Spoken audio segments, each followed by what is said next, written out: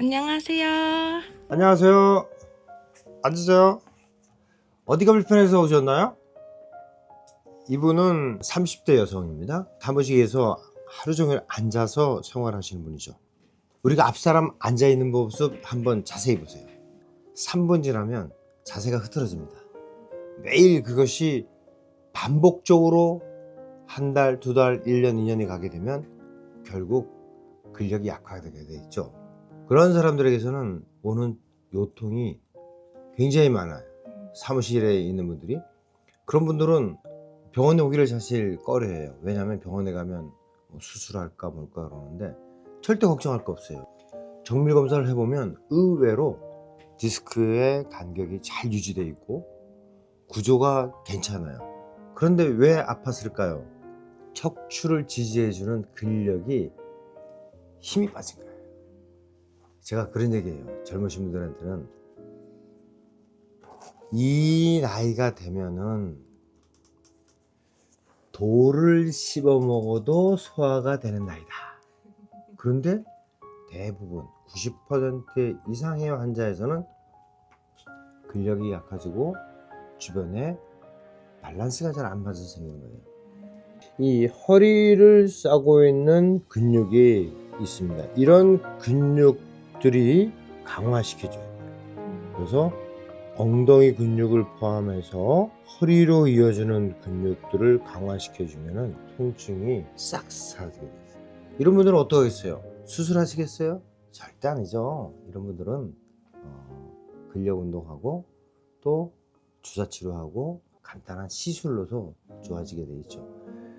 그리고 나서 반드시 이런 분들에게 꼭 제가 말씀을 해요. 뭐냐면 아프지 않으니까 또 근력 운동에 대한 생각이 또 잊어버려요. 자, 아침, 점심, 저녁 기본적인 운동을 꼭 하시라고 권해 드립니다. 운동이 중요하다.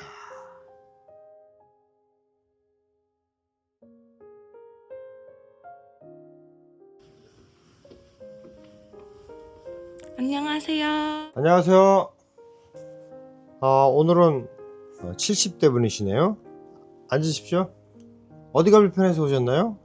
이분은 운수업을 하시는 분이에요. 그러니까 자동차를 오랫동안 운전하시게 되면 자세가 일단 바르지 않죠. 그래서 이런 분들의 특징은 목도 아프면서 허리에도 문제가 있어요. 대부분 허리에 문제가 있는 사람들은 장기적으로 목도 문제가 생기는 경우가 많아요. 왜냐하면 척추가 이렇게 기본이 아래잖아요. 아래 주춧돌이 약하면 결국 위에도 영향이 가게 돼 있어요. 자동차가 아무리 좋은 자동차라고 해도 오랫동안 사용하게 되면 타이어가 어떻게 돼요? 닳게 되잖아요. 타이어가 닳으면 어떻게 되죠?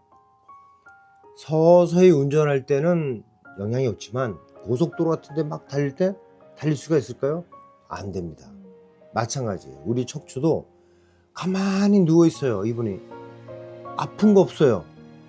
지낼 수 있어요. 그러나 일어나서 걸으면, 즉 중력이 허리에 전달이 되면 그때부터 다리에 저림 증상이 나타나는 거예요.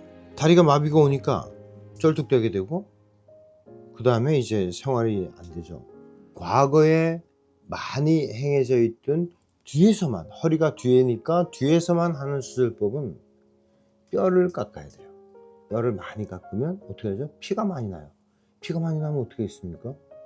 뭐 수혈할 수도 있고 또 시야가 안 좋고 그러다 보니까 신경 손상에 또는 또 다른 합병증이 발생될 가능성이 아주 많아요.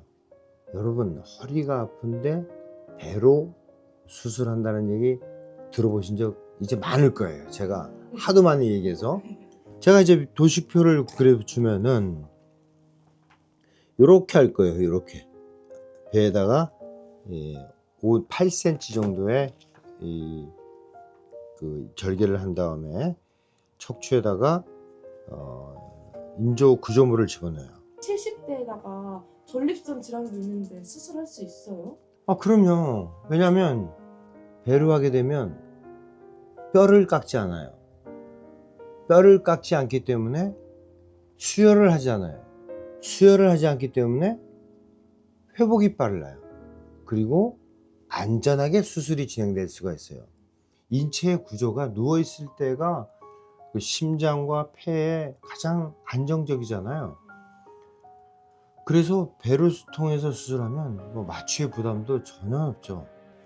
사실 배를 통해서 하는 수술은 정말 전문의들 중에서도 숙련된 전문의들만이 행할 수 있는 특화된 방법이라고 할 수가 있습니다. 절대 나이는 때문에 수술을 못하는 경우는 없다고 봐도 됩니다. 제발이 없다. 여러분, 척추에 대한 모든 질문은 전문의에게 물어보세요. 저희에게 언제나 이 전화번호 연락돼 있습니다. 연락 주세요.